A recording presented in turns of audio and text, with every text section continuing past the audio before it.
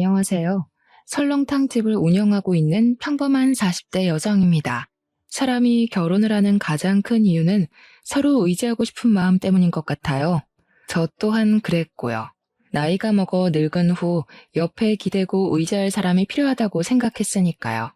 어쩌면 운 좋게도 첫 번째 결혼에 대한 좋은 기억밖에 없었기 때문에 깊게 생각도 하지 않고 섣부르게 결혼을 결정한 거였을 수도 있고요.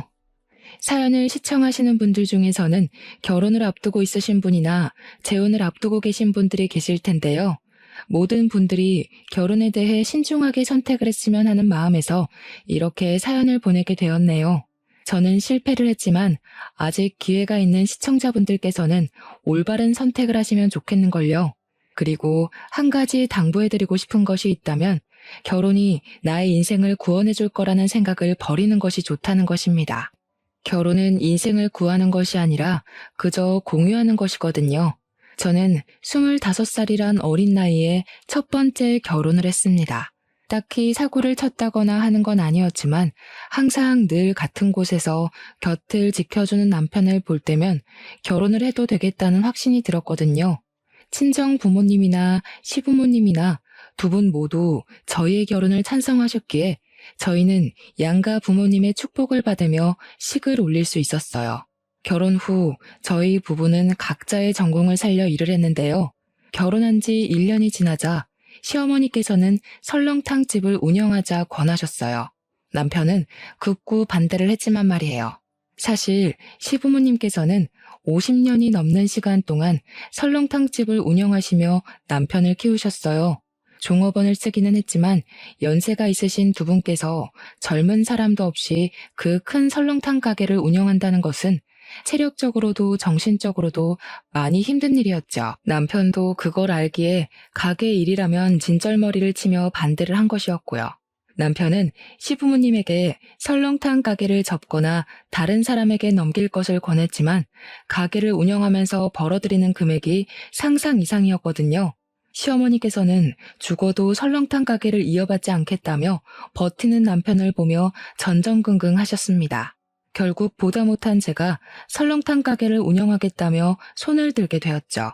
직장을 다니며 푼돈을 벌 바에는 시부모님과 함께 설렁탕 가게를 운영하며 큰 돈을 버는 것이 더 낫겠다고 생각했거든요. 어릴 때부터 어깨너머로 가게를 도왔던 남편은 힘든 일이라며 극구 반대를 했지만 이번만큼은 고집을 부리고 말았네요. 저라도 가게 일을 하지 않으면 대대로 내려오던 설렁탕집의 대가 끊기는 거잖아요. 남편의 앞에서 의기양양하게 말하기는 했지만 처음에는 힘들었어요. 일단 해가 뜨지도 않는 새벽에 일어나는 것부터가 문제였죠. 하지만 힘들었던 것도 잠시, 시간이 지나니 이것 또한 적응이 되더라고요. 그렇게 저는 시부모님과 함께 설렁탕집을 운영하게 되었고 남편은 열심히 회사를 다니며 행복한 시간을 보냈고요. 하지만 얼마 안 가 행복했던 시간을 덮을 만큼 커다란 불행이 찾아오더군요. 남편이 교통사고로 세상을 떠난 것이었죠. 남편은 음주운전을 하던 차량으로 인해 다치고 말았는데요. 의사는 심하게 다친 남편을 보며 가망이 없다는 말과 함께 고개를 흔들었습니다. 의사의 말처럼 남편은 손 써볼 틈도 없이 허망하게 눈을 감아버리고 말았어요.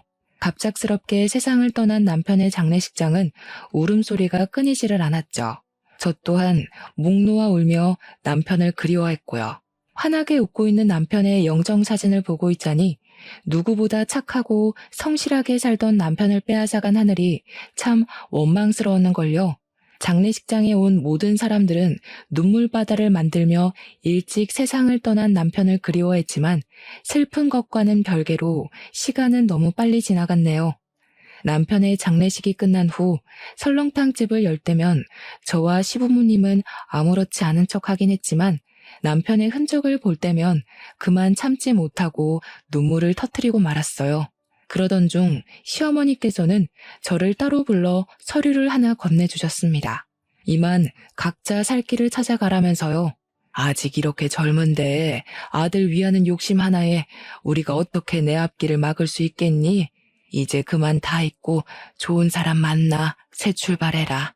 그동안 늙은이 소원대로 힘든 일도 도맡아서 해주고 우리 아들하고도 잘 지내준 거 내가 잊지 않고 기억하마. 어머니, 갑자기 그게 무슨 말씀이세요?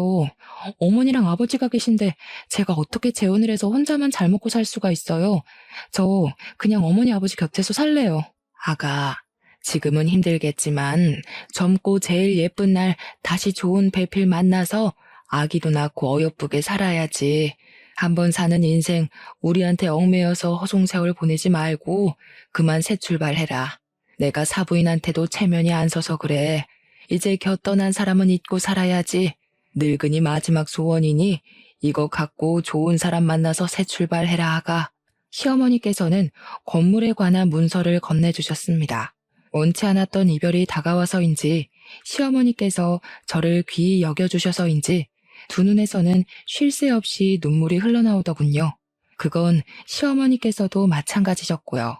그 후에도 몇 번이나 시어머니에게 재혼을 하지 않겠다고 말씀을 드렸지만 시어머니는 매섭게 저를 내치셨네요. 아마 자신 때문에 제가 재혼을 하지 않을까 하는 걱정 때문이겠죠. 그렇게 저는 딸처럼 금이야 오기야 보듬어 주셨던 시부모님의 품을 떠나 새 출발을 하게 되었네요. 제일 먼저 한 것은 부동산을 찾아가는 일이었어요. 수중에 있는 금액으로 상가를 구하기 위해서였죠. 부동산에 들를 때만 해도 혹시나 마음에 드는 상가가 구해지지 않으면 어쩌나 걱정을 했지만 다행스럽게도 부동산 중개인은 저의 마음에 드는 상가를 구해주기 위해 노력했습니다. 그 덕분에 저는 힘 하나 들이지 않고 괜찮은 상가를 들어갈 수 있게 되었고요. 새로 구하게 된 상가는 위치도 위치였지만 무엇보다 친정 부모님 댁과 가깝다는 점이 참 마음에 들더군요. 가뜩이나 연이은 이별로 인해 헛헛한 속을 부모님께서 채워주시는 것 같았거든요. 어머니께서는 새로운 상가에서 카페나 꽃꽂이 가게 같은 것을 열길 바라셨어요. 괜찮은 남자를 만나기 위해서는 다른 사람들이 보기에 있어 보이는 장사를 해야 한다면서요. 어머니에게는 참 죄송한 말씀이지만 저는 애초에 남들이 다 하는 꽃꽂이나 카페 같은 걸 할 생각이 없었어요. 비록 시부모님과 이별을 하기는 했지만 50년이 넘는 시간 동안 운영하시던 설렁탕집을 저라도 대를 이어서 운영하고 싶었으니까요. 그래서 부모님의 반대도 무릅쓰고 다시 설렁탕 가게를 차리게 된 것이었죠. 간단하게 상가를 수리한 후 바로 영업에 들어가고 저는 장사가 안 되면 어쩔까 하는 걱정을 할 틈도 없이 바쁘게 움직이게 되었어요. 사람들의 소문을 듣고 전국 방방곡곡에서 찾아왔거든요. 부모님께서는 하루라도 빨리 좋은 사람 만나 재혼하길 원하셨지만 가게 일만으로도 눈코 뜰 새 없이 바빴기에 지난 3년 동안 재혼 상대를 찾기는커녕 제대로 된 연애 한 번 하지 못하고 일만 하게 되었죠.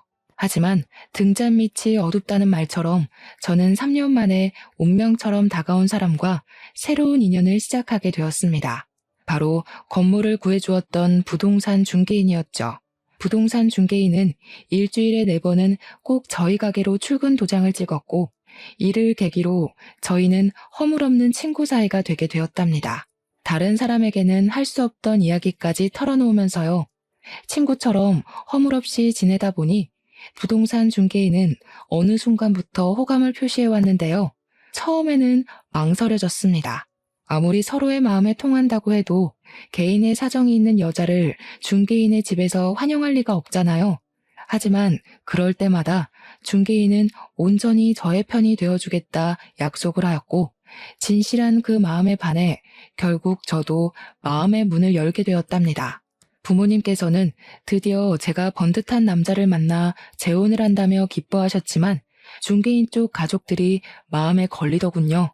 아무리 돈을 많이 번다고 해도 한 번 결혼한 흠이 있는 여자를 반겨줄 분은 없으실 테니까요.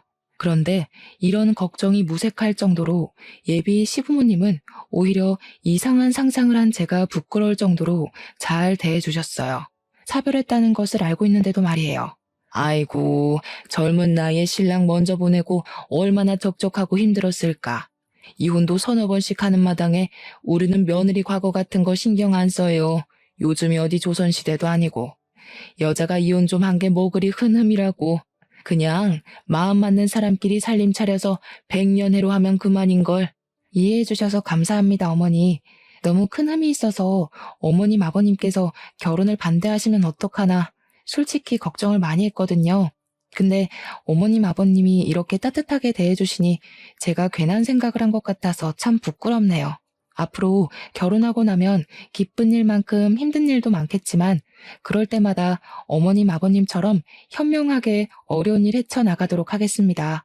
우리 며느리가 좋은 대학 나왔다고 하더니 역시 배운 사람은 뭐가 틀려도 틀려.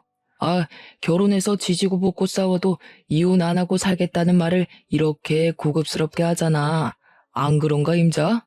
당신, 괜히 결혼도 안 한 애들 앞에서 입방정 떨어서 집안 망신시키지 말고 점잖게 좀 있어요. 결혼도 안 한 마당에 시아버지가 무게도 없이 촐싹거리면 며느리가 당신을 뭐라고 생각하겠어요? 제발 채통 좀 지켜요. 우리 이이가 아가씨 같은 며느리 볼 생각에 기뻐서 호들갑을 떤 거니까 너무 안 좋게 생각하지는 말아요. 알았죠? 그럼요. 오히려 아버님께서 워낙 밝으셔서 좋은걸요. 제가 기준 씨도 잘 만났지만 어머님, 아버님 같이 다정하고 쾌활하신 분과 가족이 될 수 있어서 참 다행인 것 같아요. 그럼요. 우리 집이 돈이 없어서 그렇지 화목하기는 얼마나 화목한데 아가씨는 우리 집에 시집 온 걸 감사하게 생각해야 된다니까. 어머님, 아버님을 보니 이 사람과 결혼을 결심하길 참 잘했다는 생각이 들었어요. 아무리 남편이 좋다고 해도 시부모의 등살 때문에 부부의 인연을 다하지 못하고 헤어지는 사람들이 얼마나 많은데 저희 시부모님께서는 힘이 있는데도 불구하고 흔쾌히 저를 가족으로 받아주시니 참 감사한 일이었죠. 결혼을 한 후에는 하루하루가 행복했습니다. 남편과 함께 신혼을 즐기고 있자니 오랫동안 잊고 있던 행복감이 물밀듯이 밀려왔는걸요. 한 가지 아쉬운 것이 있다면 시부모님께서는 가끔씩 아무런 연락도 없이 불쑥불쑥 신혼집을 찾아오신다는 문제가 있었지만 그건 큰 문제가 되지 않았어요. 가끔 불편하기는 해도 모든 것이 친해지고 싶어서 한 행동이신 거니까요. 곧 가족으로서 빠르게 적응하고 나면 이런 행동은 없어질 거라고 굳게 믿었고요. 하지만 이건 어디까지나 혼자만의 착각이더군요. 시부모님께서는 쾌활하게 가족으로 맡아주신 것이 아닌 잠깐 자신들의 욕심을 위해 쾌활한 척 탈을 쓰고 연기를 하고 있는 것이었죠. 결혼한 지 4개월이 조금 넘어갈 무렵 시어머니 생일 잔치로 인해 모든 가족들이 시댁으로 모이게 되었는데요. 시어머니께서 받은 모든 선물을 받으신 후 술판이 벌어지게 되었어요. 술잔을 주고받던 중 술기운이 잔뜩 오른 남편은 도련님에게 실언을 하게 되었습니다. 설렁탕 가게를 운영하며 얼마를 벌어들이는지 대략적인 수입을 공개해버린 것이죠. 남편의 입을 막아보려 했지만 한번 뱉어진 말은 다시 주워 담을 수가 없었고 수입 이야기를 들은 도련님은 두 눈을 동그랗게 뜨며 놀란 표정을 지었네요. 아마도 평범한 설렁탕 가게를 운영하면서 대기업에 다니는 자신보다 경제적으로 더 풍족할 줄은 몰랐던 모양이었어요. 약간의 정적이 있은 후 도련님은 농담 반 진담 반으로 툭툭 농담을 던지기 시작했죠. 기분 좋은 농담이었다면 저 또한 웃는 낯으로 대했겠지만 도련님이 건넨 농담은 상당히 기분이 나쁘더라고요.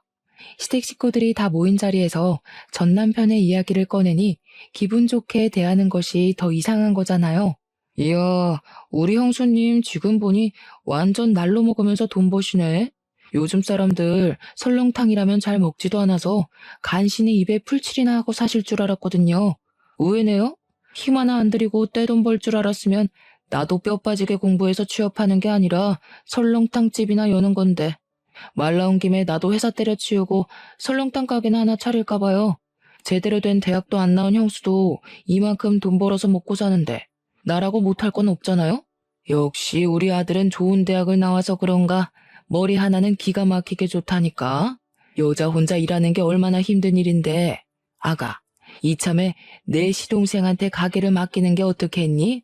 원래 장사든 큰일이든 남자가 나서서 해야 잘 되는 법이잖니. 물론 여자 혼자서 그 큰 가게 운영한 것도 참 대단한 일이긴 하지만 그래도 가게 명의는 남자 이름으로 되어 있어야지. 그래야 무슨 일이 생겨도 든든한 남자 뒤에 숨어서 덕을 보지 않겠어? 그럼 저희 가게를 도련님 명의로 바꾸라는 말씀이세요? 그래, 갑작스럽겠지만 시간 지나고 보면 이 시엠이 말대로 하길 참 잘했다고 생각할 거다. 지금이야 너희 부부 사이에 애도 없으니 처녀 때랑 똑같이 식당 운영할 수 있다고 쳐도 애 낳고 살림하다 보면 그게 어디 쉬운 일이니?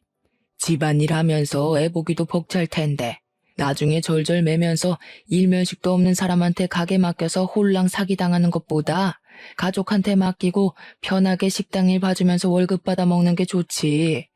잠깐씩 일하고 월급 200씩 가져가면 그것만큼 좋은 직장이 어디 있니? 결혼한 여자는 어떻게 됐던 남자 주머니에서 나오는 돈을 받아 먹어야 편한 법이야. 서방도 있는 여자가 돈 욕심 부리는 것도 안 좋은 거다. 에이, 엄마. 아무리 그래도 사장님이었는데 200이 뭐예요? 만지던 돈이 있는데 못해도 250은 줘야지. 형수, 저 그렇게 쪼잔한 놈 아닌 거 아시죠? 저한테 가게 맡겨주시면 일 안 나오셔도 달에 250은 챙겨드릴 테니 저한테 가게 넘기는 거 잘 생각해 보세요. 형이랑 현수님 나이도 있는데 이제 편하게 애 가질 생각해야죠. 아무리 그래도 형이 우리 집 장손인데 우리 엄마한테 번듯한 아들 하나는 안겨줘야 될 거 아니에요. 참 기가 막혔습니다. 정중하게 부탁을 해도 분점을 내줄까 말까인데 아예 가게 명의를 도련님 앞으로 바꾸라뇨. 실망한 것도 한두 가지가 아니었지만 그 중에서도 제일 기가 막힌 것은 아이를 낳으면 당연히 육아는 엄마의 몫이라고 생각하는 시어머니의 행동이 제일 어이가 없었네요. 아이를 낳는 것은 부부 두 사람의 노력으로 이루어지는 건데 아이를 키우는 것은 온전히 엄마만 해야 된다니요. 말이 안 되잖아요. 입을 꾹 다물고 있자 도련님은 제 손을 잡고 일어나며 당장 명의부터 바꾸자고 말을 하더군요. 콧노래를 부르며 겉옷을 걸치는 시어머니도 강제적으로 손을 잡아 끄는 도련님도 참 뻔뻔하다는 생각이 들었습니다. 이대로 멍청하게 있다간 아무런 노력도 안 한 사람들에게 그대로 가게가 먹혀버릴지도 모른다는 불안감도 같이 느꼈고요. 그래서 도련님에게 잡힌 손을 빼내며 단호하게 설명을 했죠. 아무리 생각해도 이건 아닌 것 같네요. 제가 설렁탕 가게 운영하는 3년 동안 도련님이 저한테 도움 준 적 한 번도 없잖아요. 어머니도 마찬가지고요. 말이야, 제가 걱정되어 그러는 거라고 하지만 실상은 지금 운영하는 가게가 돈이 잘 벌린다고 하니까 어떻게든 가게에 자기 숟가락 올리려고 용쓰는 거잖아요. 지금 도련님이 하시는 행동은 남의 재산 날로 먹으려고 하는 도둑놈이랑 다를 게 없는 거예요. 형수 말씀이 좀 지나치신 거 아니에요? 저도 돈 벌 만큼 버는 놈입니다. 도둑이라뇨. 듣기 거북하네요. 제가 말하는 게 듣기 거북하셨나요? 저도 똑같아요. 노력이라고는 털끝만큼도 안 한 사람이 돈 된다는 말에 군침 흘리면서 유관이 뭐니 쓸데없는 말 갖다 붙이면서 가게를 통째로 삼키려고 하는데 기분이 좋을 리가 없죠. 가족이라고 이름표만 붙여놓는다고 해서 모든 일이 용서되는 건 아니잖아요. 아가, 너 지금 시애미도 있는데 시동생한테 그게 무슨 말버릇이냐? 도련님한테 버릇없이 굴었던 건 사과드리겠지만 어머니께서도 다 가족이 되는 과정에서 겪는 문제라고 생각하고 너그럽게 이해해 주세요. 피 섞인 가족들끼리도 돈 때문에 싸우는 세상에 피 한 방울 안 섞인 가족끼리 돈 문제 가지고 싸우면 얼마나 보기 흉하겠어요. 조금 정없이 들릴 수도 있겠지만 이렇게 선을 그어놔야 나중에 돈 문제로 얼굴 붉힐 일이 없죠. 계획대로 가게를 갖지 못해서인지 아니면 자신의 잘못을 꼭 집어 민망했기 때문인지 시어머니와 도련님의 얼굴은 붉게 상기되어 있었습니다. 결혼한 지 1년도 안 된 며느리가 자신들에게 따박따박 말대답을 할 줄은 꿈에도 몰랐겠죠. 하물며 저는 한 번 결혼을 했다는 흠까지 달고 있었으니까요. 저 또한 시댁 식구들과 얼굴을 보고 부딪히며 돈 문제로 싸우고 싶지는 않았어요. 하지만 처음부터 허술한 모습을 보인다면 다음에는 더 큰 것을 바랄 게 틀림없었기에 어쩔 수가 없었는걸요. 도련님과 싸움이 있은 후 저를 대하는 시부모님의 태도는 전과는 많이 달라졌습니다. 설거지조차 하지 못하게 하셨던 시부모님께서는 소위 말하는 시자 노릇을 하기 시작했거든요. 밤 11시가 넘는 시간에 자신의 다리가 아프다는 이유로 차로 1시간이 넘게 가야 하는 시댁으로 저만 부른다거나 허락도 없이 집에 들어와 살림살이에 대한 꾸중을 늘어놓는 행동을 서슴없이 하셨죠. 이쯤 되면 왜 이혼을 하지 않고 살았냐고 물어보실 텐데요. 이유는 간단했습니다. 시댁 식구들 사이에서 남편은 갈등을 중재하기 위해 부단히 노력을 했으니까요. 하루하루 살얼음판 같은 시간을 보내던 중 도련님께서도 결혼을 하며 아파트로 이사를 가기로 했는데요.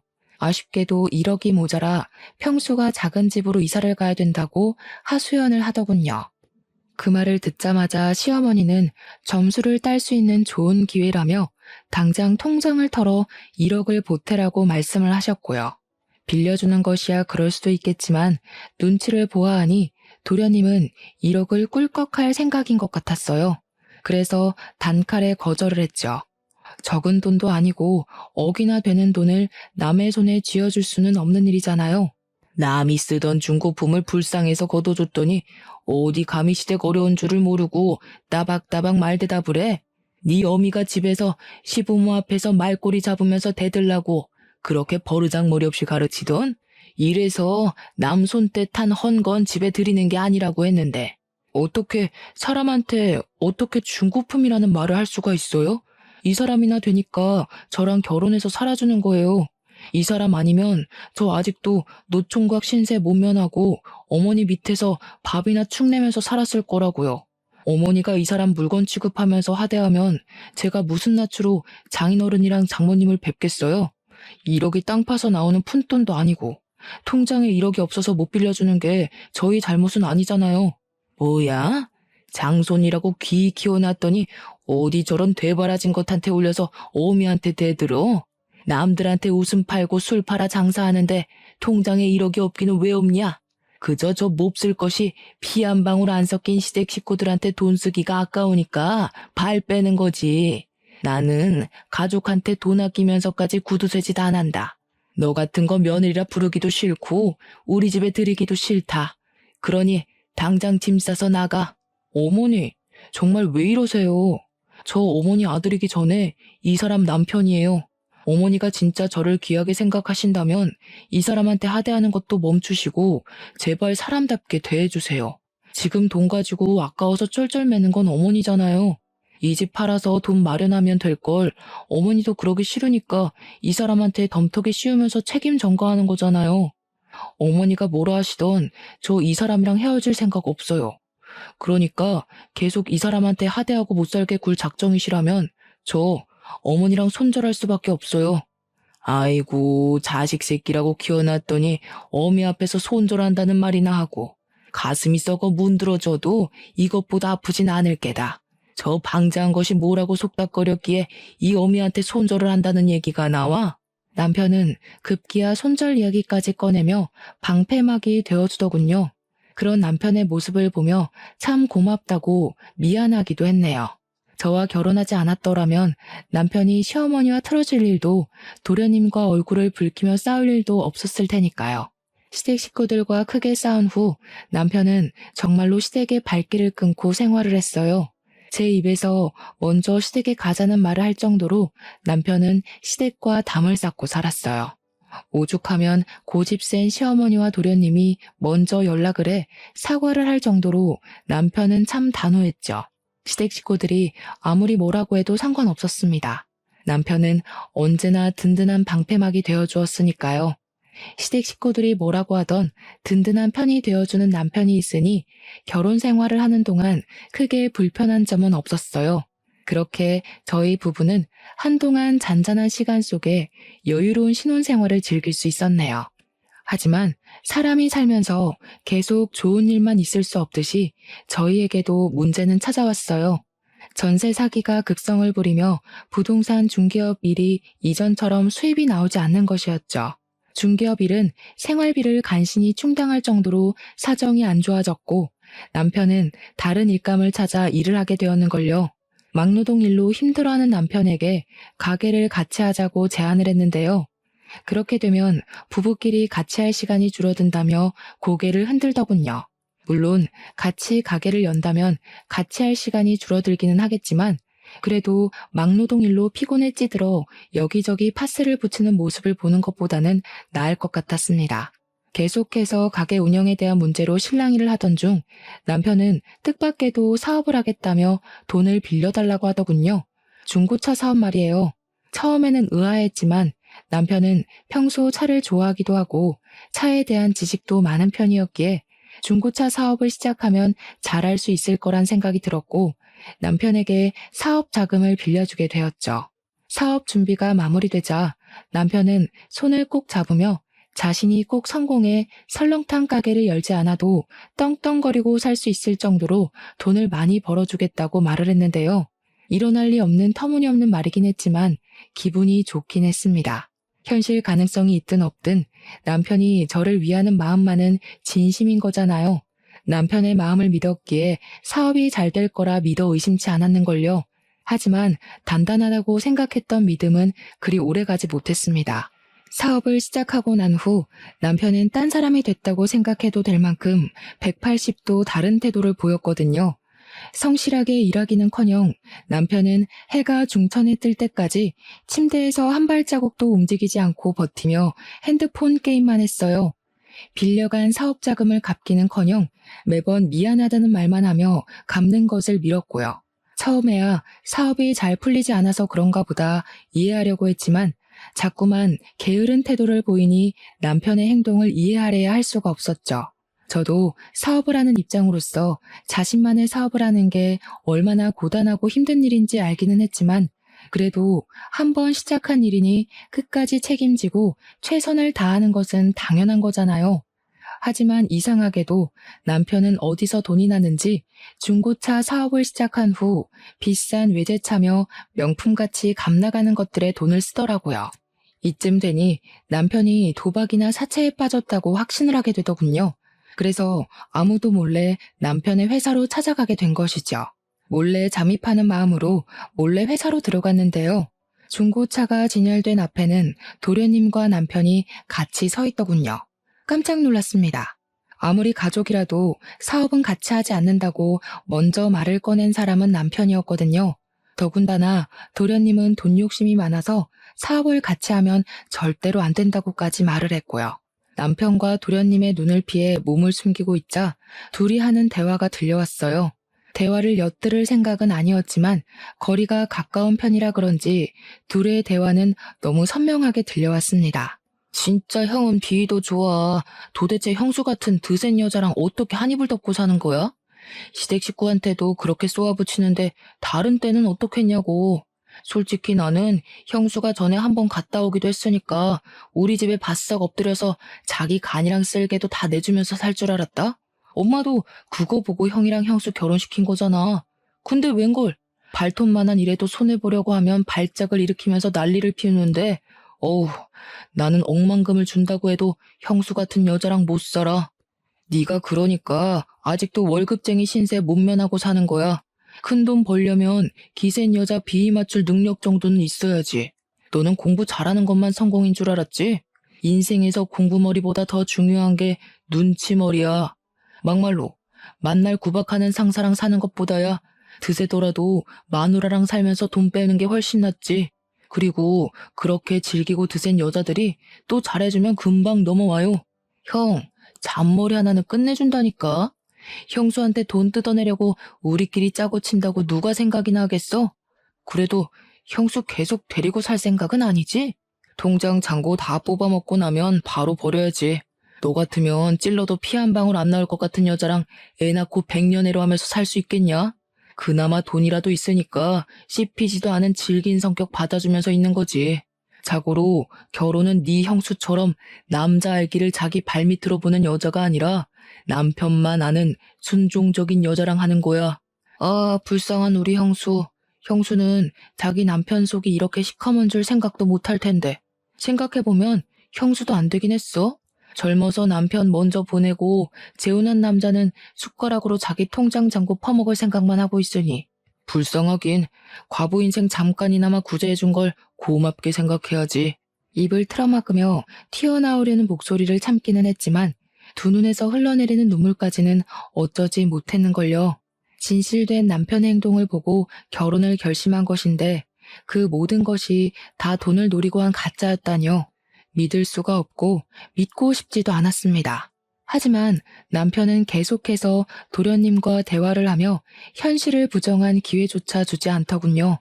물밀리듯 덮쳐오는 배신감에 치가 떨리기도 하고 한편으로는 아무런 의심 없이 남편을 믿은 스스로가 너무 바보같이 느껴지기도 했네요. 모든 진실을 알고 나니 다시 집에 들어가는 것조차 겁이 났어요. 집 곳곳에 남아있는 남편의 흔적을 볼 때마다 남편의 저를 향해 했던 온갖 안 좋은 말들이 떠오를 것 같았거든요. 도망치고 싶기도 했죠.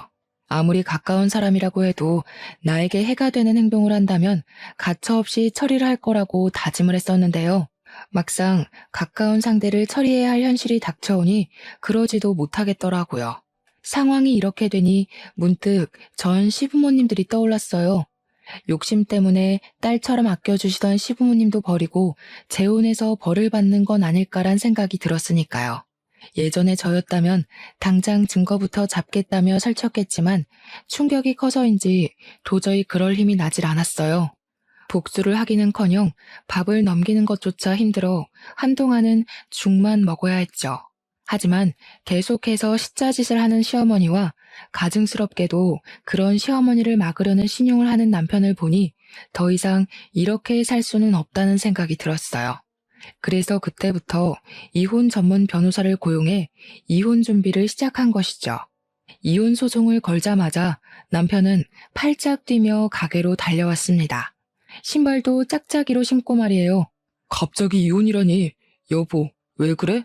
혹시 준경이랑 같이 사업하는 것 때문에 화나서 그런 거야? 그런 거라면 내가 사과할게. 나는 당신이 준경이를 너무 싫어하니까 같이 동업하는 거 말했다가는 너무 싫어할 것 같아서 비밀로 한 건데 당신이 싫다고 하면 준경이한테 당장 사업에 손 떼라고 할게. 당신은 내가 언제까지 당신 소나기에서 놀아날 거라고 생각했던 거야? 내가 그렇게 바보 천치로 보였어? 식구들이랑 짜고 치면서 앞에만 가리고 연기하면 내 돈 다 뜯길 때까지 속아줄 줄 알았냐고. 당신 연기 실력 끝내주더라. 아주 감쪽같이 속았어. 조금만 더 했으면 진짜 통장에 있는 돈다발을 그냥 갖다 바칠 뻔했잖아. 그래도 고생한 값이 있으니까 내가 박수는 쳐줄게. 가족끼리 역할 분담하고 연극하느라 얼마나 힘들었겠어? 그러지 말고 당신네 식구들 이참에 배우로 직종을 바꿔봐. 사람 하나 바보 만들 정도로 실력이 훌륭하신 분들인데 대한민국 배우 생활 하나 제대로 못하겠어? 오, 연극이라니? 당신 꿈꿔? 도대체 무슨 말을 하는 거야? 이렇게까지 말하는데도 남편은 딱 시치미를 떼더군요. 그 모습이 얼마나 가짠턴지 실소가 새어나올 지경이었어요. 한편으로는 안타깝기도 했죠. 조금만 더 애를 썼다면 재산이고 가게고 홀랑 넘겨주었을 테니까요. 저한테는 참 감사한 일이었죠. 남편이 멍청한 덕에 가게는 물론 통장까지 지킬 수 있었으니까요. 저번에 회사 갔을 때 당신이랑 도련님이 얘기하는 거 들었어.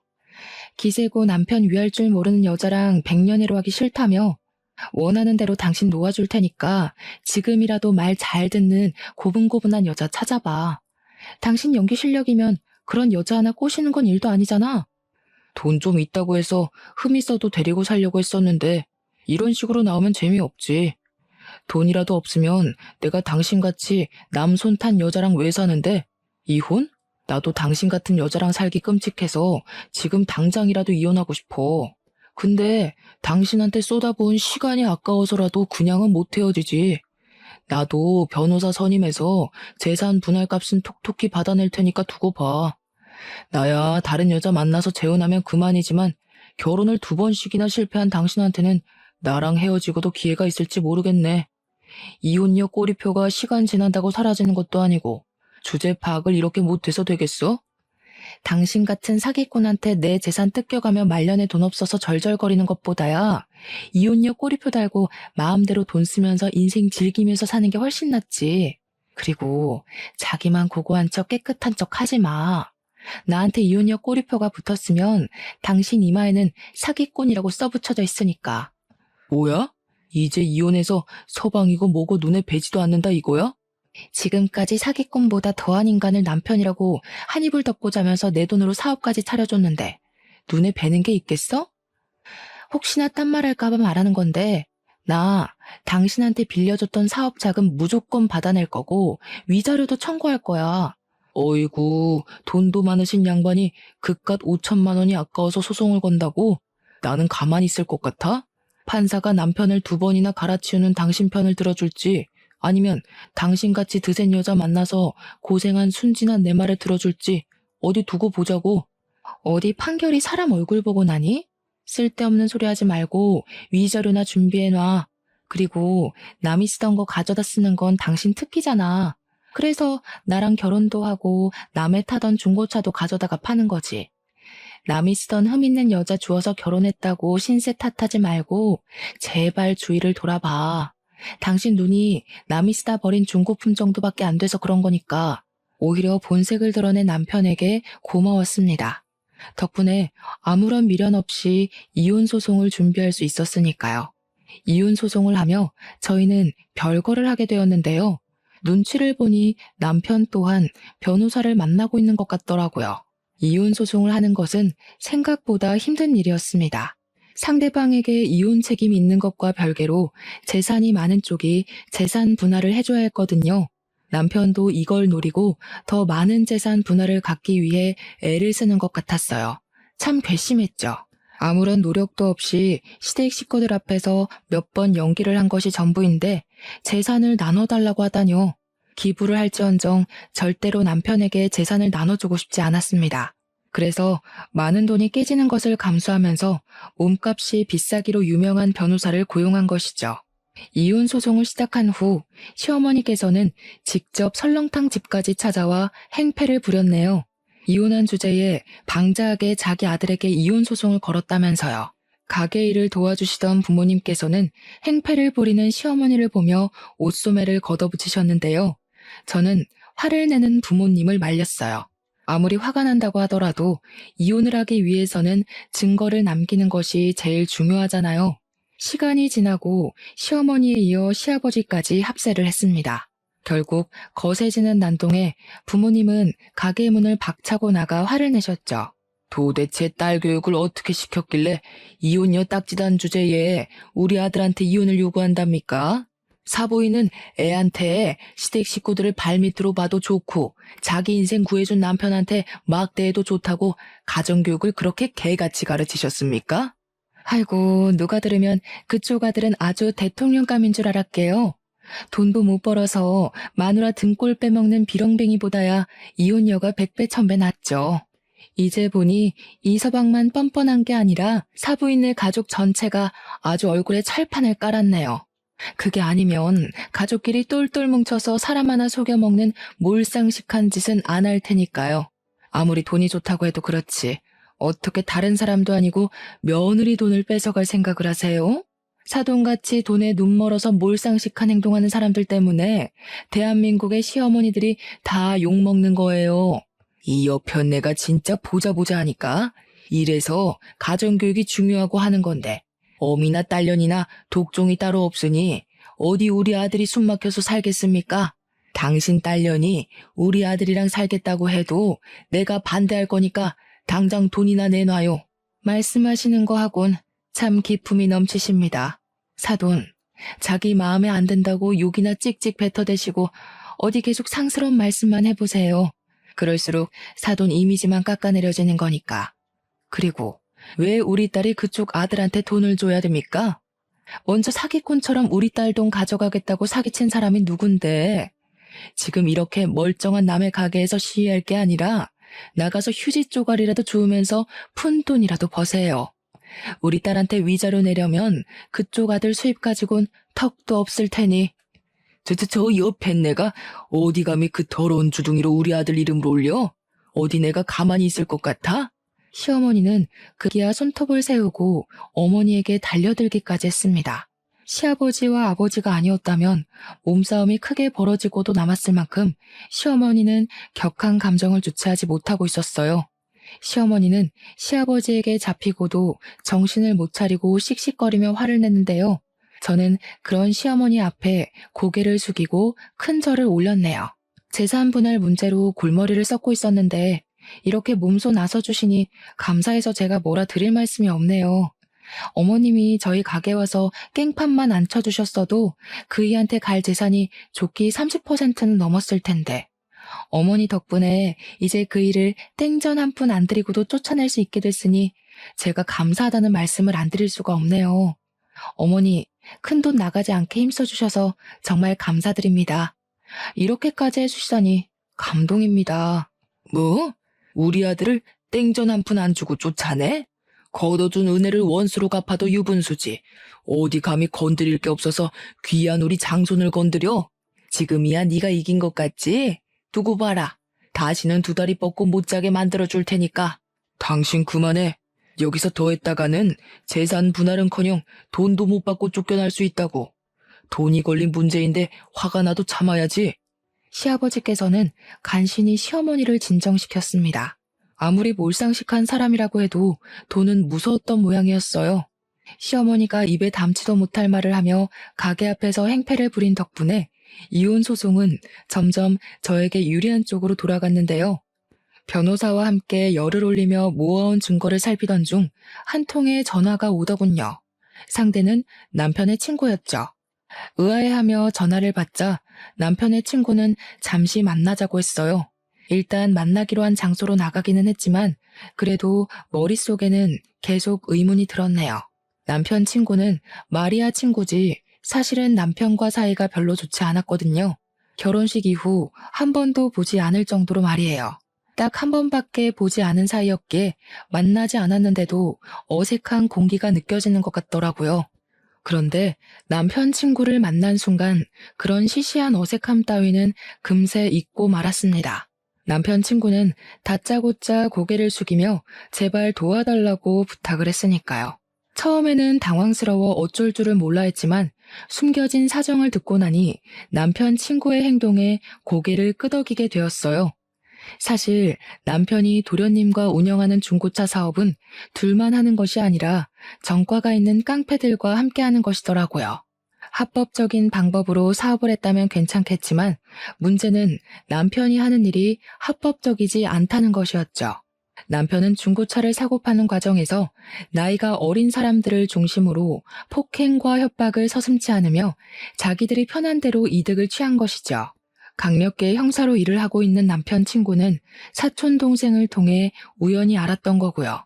남편은 친구의 사촌 동생에게 자신이 했던 대로 깡패를 동원해 반협박식으로 폐차 직전의 중고차를 비싼 가격에 팔아버렸거든요. 모든 사실을 알고 나니 남편을 절대 용서할 수 없었어요. 한 점 부끄러움 없이 번 제 돈으로 다른 사람에게 피해를 주며 돈을 벌다뇨. 그건 물건을 팔고 합당한 이득을 취한 것이 아니라 그저 무력을 사용해 돈을 빼앗은 거잖아요. 남편 친구를 도와주기로 한 후 바로 택시를 타고 남편 회사로 향했습니다. 차를 타고 간다면 남편에게 덜미가 잡혀 증거를 잡기는커녕 오히려 역효과가 나타날 수도 있으니까요. 그런데 뜻밖에도 남편이 불법적인 일로 돈을 벌고 있다는 증거보다 먼저 알게 된 중요한 사건이 있었어요. 바로 남편이 다른 여자와 외도를 저지르고 있다는 것이었죠.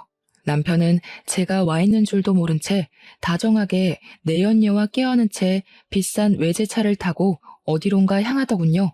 남편이 외도를 저지르고 있다는 것을 발견했을 때는 배신감이 들기는 했지만 그렇다고 사경을 헤매며 모든 것을 포기할 정도로 힘들지는 않았네요.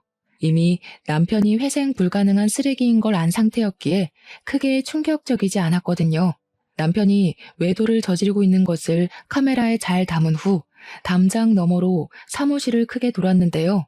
아무래도 혼자서 증거를 잡기는 어렵겠더라고요. 그래서 친한 동생에게 사정을 말한 후 남편 회사에 청소부로 취업을 해달라고 부탁을 하게 되었죠. 마침 남편의 회사에서는 청소부를 구하고 있었기에 참 다행스러운 일이었죠. 그렇게 한 달 동안 친한 동생은 착실하게 자신이 모은 증거를 가져다 주었는데요. 모아놓은 증거를 본 순간 서류를 바닥에 떨어뜨리고 말았습니다. 남편은 그동안 협박만 한 것이 아니라 대포차와 도난 차량을 유통하고 거래하는 등 온갖 더럽고 불법적인 일은 다 저지르고 다니면서 돈을 벌고 있다는 사실을 알게 되었거든요. 남편이 고쳐 쓸 수 없는 쓰레기라는 것은 알고 있었지만 이 정도 악질일 줄은 몰랐는걸요. 고생해서 증거를 모아준 동생에게 두둑한 보상을 한 뒤 바로 남편 친구에게 전화를 걸었죠. 남편 친구는 바로 이 정도면 바로 구속을 할 수 있을 것 같다며 고맙다는 인사도 잊지 않고 해주었는데요. 운명이 장난인지 잠잠하던 핸드폰이 울리며 전화가 오더라고요. 남편한테 말이에요. 전화를 받자 남편은 다짜고짜 병원으로 오라고 하더군요. 알고 보니 만취한 상태로 음주운전을 하던 도련님이 화물차와 충돌을 하는 바람에 크게 다쳐 입원을 하고 있던 것이었죠. 병원에 가보니 시어머니는 의식을 잃은 도련님 앞에서 목 놓아 울며 도련님과 사고가 난 화물차 주인을 저주하고 있었습니다. 정작 불쌍한 것은 아무 죄가 없는 화물차 주인인데 말이에요. 잠자코 앞에 서 있자 시어머니는 갑자기 저의 멱살을 잡으며 화풀이를 하기 시작했어요. 이 망할 것, 세상 떠난 전 남편 흔적을 그대로 달고 들어오더니 기어코 네가 사고를 치는구나. 우리 집에 들어오지만 않았어도 우리 아들이 이 사달이 나지는 않았을 텐데 당장 우리 아들 살려내라 이 몹쓸 거사. 생사람 잡지 마세요. 누가 보면 제가 도련님한테 제발 술이 떡이 돼서 운전대 잡으라고 시킨 줄 알 거 아니에요. 어머니 자꾸 쓸데없이 저한테 화풀이 하시는데요. 도련님이 다친 건 어디까지나 술 먹고 운전한 도련님 잘못이잖아요. 내가 지금 뚫린 입이라고 함부로 짓거리는구나. 내가 이러라고 널 여기 부른 줄 아냐? 당장 내 아들 목숨값이나 내놔. 다시 시작되는 돈 타령에 진절머리가 날 정도였습니다. 결국 저를 여기로 부른 이유가 돈 때문인 거잖아요. 다시 막무가내로 나오는 시어머니에게 한 소리를 하고 싶었지만 남편 친구에게서 전화가 오더군요. 남편을 구속하기 위해 현재 있는 위치를 알려달라고 하는 것이었죠. 그렇게 위치를 알려준 지 얼마 뒤 남편 친구는 다른 형사들을 데리고 병원으로 들어왔습니다. 저는 남편 친구에게 위치를 알려주기 위해 앞장섰고요. 그런데 남편 친구와 함께 병실 안으로 들어오자 남편은 눈이 뒤집혀서 추궁을 하기 시작하더군요. 자신 몰래 바람을 피웠냐면서요. 어이가 없었습니다. 자신은 대놓고 다른 여자와 의도를 즐겨놓고 추궁을 하다뇨. 식당에서 해프게 웃음 흘리고 다닐 때부터 알아봤어야 하는 건데 바람을 피워도 하필 내가 아는 사람이랑 피울 건 뭔데? 그래, 결혼도 2번 했는데 바람이라고 못 피울 거야 없지. 원래 유책 배우자는 가지고 있던 재산 더 내놔야 되는 건 알고 있지. 이 일을 계기로 당신 가지고 있는 재산은 깡그리 긁어올 테니까 각오해. 마누라 재산 탐내기 전에 같이 경찰서부터 가줘야겠는데 이 자식이 남의 마누라랑 바람 피운 주제에 경찰서는 무슨 경찰서야? 형사식이나 되는 놈이 남의 마누라랑 바람 피운 주제에 뭐가 그렇게 잘나고 당당하게 고개를 빳빳이 들고 있는데 나 너한테도 상간남 소송 걸 테니까 두고 봐. 남편 친구는 아직도 정신을 차리지 못하는 남편을 한심하게 쳐다본 후 밖에서 대기하고 있던 형사들을 불러 남편의 손목에 수갑을 채우게 했습니다. 그제야 현실을 깨달은 남편이 당황하며 설설 기기 시작했고요. 환자가 있는 병원에서 무슨 행패냐? 형사라는 자식이 어디 죄 없는 내 아들 손목에 수갑을 채워? 죄를 지었으니까 수갑을 차는 거죠. 불법적인 일하면서 남의 눈에 피눈물 나게 했는데 이 정도 수갑 차는 거야 대수도 아니죠. 남편 친구는 그동안 남편이 저질렀던 모든 악행을 간단하게 설명했는데요. 그 말을 듣자마자 시어머니와 남편은 금세 바닥에 무릎을 꿇으며 싹싹 빌기 시작했습니다. 제발 감옥에 가지 않을 수 있게 도와달라면서요. 나 이대로 감옥 가면 당신한테 위자료 주기는커녕 빌렸던 돈 원금도 못 갚을지 몰라. 우리 사이가 틀어져서 이혼하는 건 맞지만 당신 돈은 지켜야 할 거 아니야. 그러니까 비싼 변호사 써줄 거지? 내가 정신 나갔다고 원금보다 비싼 돈 발라가면서 당신한테 비싼 변호사 붙여주게? 왜? 그동안 깡패들이랑 순진한 젊은 애들 협박해서 돈 맛볼 때는 이렇게 수갑차게 될 거라고는 생각도 못했나 보지? 쓸데없는데 힘 빼지 말고 그냥 조용히 가서 죗값이나 달게 받아. 그게 당신이 할 수 있는 유일한 속죄의 길이니까. 아이고 아가, 작은 애도 사경을 헤매는 와중에 우리 장손까지 없으면 나는 어떻게 살라고. 이 늙은이 마지막 소원이라 생각하고 제발 도와주렴. 내가 이렇게 싹싹 비마. 어머니, 남들 괴롭히고 죄 지은 게 어머니가 무릎 한번 꿇는다고 해서 없어지는 건 아니잖아요. 어머니가 저한테 맨날 하시던 말씀 있잖아요. 제대로 교육도 못 받아서 이혼도 2번씩이나 하고 사는 거라고. 어머니도 마찬가지세요. 어머니가 아들을 양심 없게 키우신 덕분에 이 사람 죗값 받는 거니까 업보라 생각하고 너무 억울해하지 마세요. 시댁 식구들은 뒤늦게 잘못을 빌며 바닥에 엎어졌지만 이미 늦은 후였습니다.